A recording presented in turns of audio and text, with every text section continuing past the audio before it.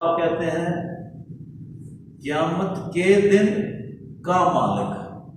तो आपने पहले क्या लिया? आखिरी मुरक्कब लिया जी, लास्ट। समझ आई? आखिरी मुरक्कब लिया, आपको सहूलत होगी करने में। और जब भी आप उर्दू का तर्जमा करते हैं तो आप इसी तरीके से ही करते हैं, आप इसी तरीके से करते हैं। देखें यहां पे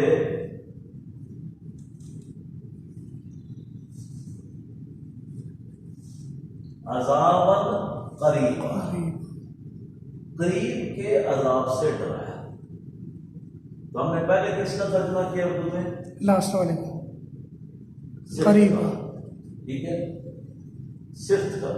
हमारी लैंग्वेज में उर्दू में इस तरह करना पड़ता है कि जो ऑब्जेक्ट है, इस तरह मेरे ख्याल ज्यादा वो क्लियर आएगा। ऑब्जेक्ट के बारे में सिर्फ की जाती है।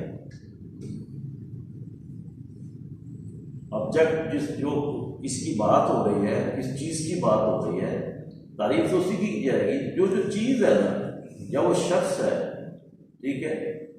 मुल्क क्या है? एक ऑब्जेक्ट है, एक चीज है, ठीक है। उसके बारे में कहा अजीम, तारीफ की, उसकी सिफ्त की ना। तो हमने इसका जब तर्जुमा करेंगे तो क्या कहेंगे? अजीम मुमलिकत या अजीम सल्तनत अता की, ठीक है, अजीम सल्तनत अता।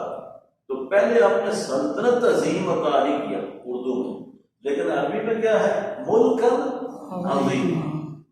मैंने दो मिसालें आपके सामने रखी, मरकब तौसीफी में भी तर्जुमा करके देखा।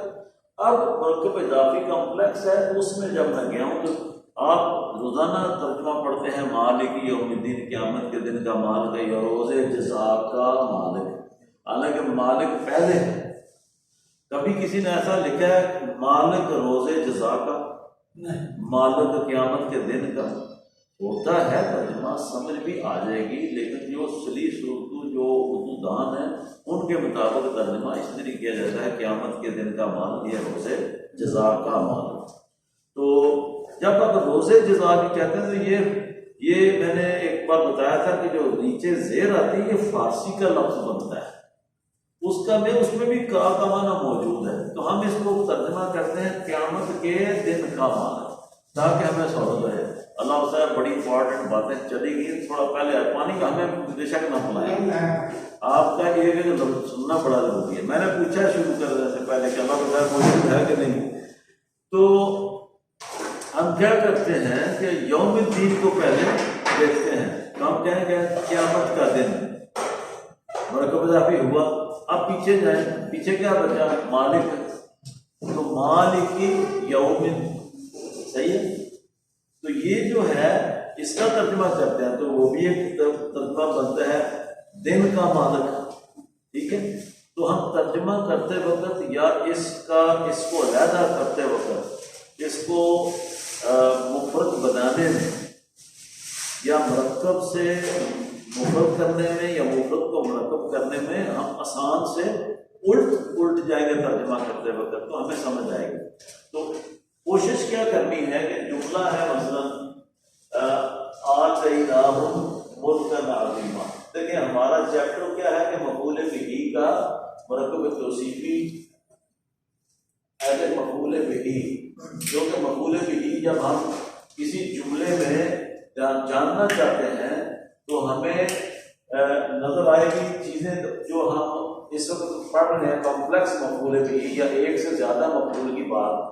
तो ये अगर हमारे सामने आ जाता है तो हम कैसे इसको क्या नाम देंगे, तो ये जानना बड़ा जरूरी है, तब ही हम जुमले में जाके उस के साथ बात कर सकेंगे। चले शुरू करते हैं कि हमारे पास है आतैनाहुम मुल्कन अज़ीमा। हमें सबसे पहले क्या करना चाहिए? जो अकेला अकेला है उसको जमा करें, ये आपके लिए बड़ा आसान है। अगर हर्फ है तो उसको पहले मार्क कर लेंगे, हर्फ है, आपको बड़ी सहूलत है। फिर वक्त आप उसका ये ना देखें तर्जुमा करके कि ये क्या होगा, उसको कोई नाम ना दें। एक हर्फ मसलन वाव है तो उसको सिर्फ वाव कहें, ये ना कह लगे ये जा रहा है या आतिफा है या फलाने कस्मिया है, ये काम आपने नहीं करना। आप बड़ी इनिशियल स्टेज पे हैं कि आपने देखना है कि इसमें मुफरद कौन कौन से हैं। हमने देखा पहला मुफरद ये है, दूसरा मुफरद ये है।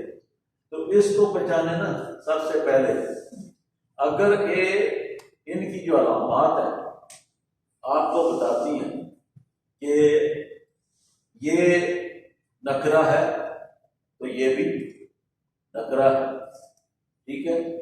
अब ये मुज़क्कर है तो ये भी मुज़क्कर है, अब ये वाहिद है तो ये भी वाहिद है। तो क्या हुआ, इराबी तौर पर भी देखा ये भी और इसका भी इराब दोनों का एक है। तो आपको यकीन हो जाना चाहिए कि ये दोनों किस कैटेगरी के अल्फाज हैं और इनसे मरकब क्या बन सकता है, आप पहचान सकते हैं जी। आप खुद बताएं ना, क्या मैंने नाम लेना तो ये जो है मरकब तौसीफी बन रहा है। आपने इससे पहले इस यहाँ पे सिर्फ ज़बानी देखना है कि इनकी अलामात दोनों की क्या आपस में कोई राब्ता पैदा करके मरकब की तरफ जाती हैं, ठीक है। मैंने वो बात साबित करनी है मुफरद से मरकब की तरफ जाना। तो आप इसको मुफरदात को मरकब में ले जाकर कहते हैं कि ये मौसूफ और ये सिफ्त है, ठीक है। अब मौसूफ किसको कहना है और सिफ्त किसको कहना है। एक तो ये हम कहते हैं कि अरबी में पहले मौसूफ आता है और बाद में सिफ्त आती है। एक है कि आप मानवी तौर पे आप देखें चाहे अरबी हो या उर्दू हो, फिर आप फैसला करें तो आपको और ज्यादा एश्योरिटी हो जाएगी इस बात की, ठीक है। तो आप देखें कि ऑब्जेक्ट क्या है और उसके ऊपर बात कौन सी हो रही है। तो हमारे पास ऑब्जेक्ट मुल्क है और उसकी बारे में बात हो रही है, सिर्फ उसकी हो रही है। तो हम कहेंगे कि मुल्क अजीम है, एक सल्तनत अजीम है। तो कंफर्म हो गया कि ये मरकब तौसीफी है। मौसूफ सिफ्त लेकर मरकब तौसीफी लेते, बस इतना काम करना है, नीचे नहीं जाना। अब मैंने तो एक बार लिख लिया ना, आप इसको मुफरद को, दोनों मुफरद को मरकब बना के छोड़ते हैं। इधर आ जाए, अब आप देखना, हम तो देखते हैं। मसला कोई नहीं है कि आप पहले उसको शुरू कर लें, लेकिन जब आप खुद सीख रहे हैं या सिखा रहे हैं तो मेरे राय ये है, जैसे सर्फ में आपने पढ़ा, पहले आपने कलिमात की बहस की, कलिमात की निस्बत से ही आप यहाँ पे आपके कलिमात के ऊपर बात कर रहे हैं, अलग अलग मुफरदात की बात कर रहे हैं। तो इसमें आके मरकब तौसीफी हो गया। अब ये मुफरद नहीं रह गया, हो गया मरकब तौसीफी। इधर हमने देखा ये मुरक्कब है, ये एक मुरक्कब नजर आ रहा है, आते ही नाम। तो सबसे पहले आपने जब इसके मुख्तलिफ फेल की शक्लें हालतें पड़ी हुई हैं, ठीक है, अंदाजन भी पता चल जाता है कि इसके साथ क्या क्या लगा हुआ है। इतनी प्रैक्टिस हो जाती है, बार बार ये बताने की जरूरत नहीं रहती कि मैं आप गर्दान शुरू करूँ, आते ही ना का पहले मैं निकाल के लाऊँ जी ये मादा फलाना फलाना, ये चीज़ें मैं नहीं करूँ। ये नहीं है, डिक्शनरी में जाकर देखें या अलग निकाल के देख लें ताकि मैं अपने टाइप कर सकूँगा। आते ही ना होम, तो मैंने क्या किया कि इसको लहदा कर दिया, होम ज़मीर को लहदा कर दिया, मुरक्कब से मुफरद हुआ लेकिन अभी मुकम्मल नहीं हुआ। यही फन है, बस ये फन है। तरकीब से डरने की जरूरत नहीं है जी।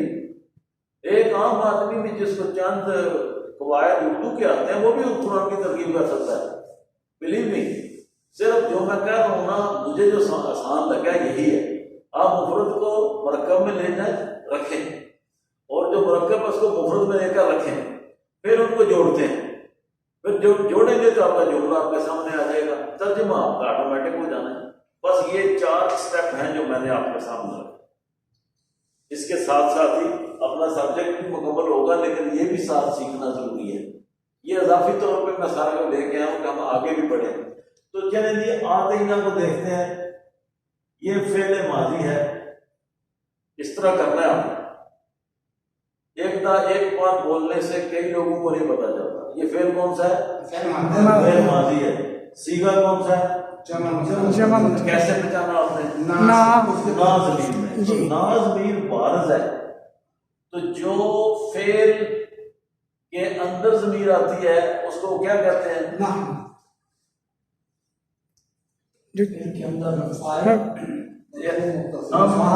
हम रोज एक बात करते हैं, फेल के अंदर जो जमीरें आती हैं वो सारी क्या बनती हैं?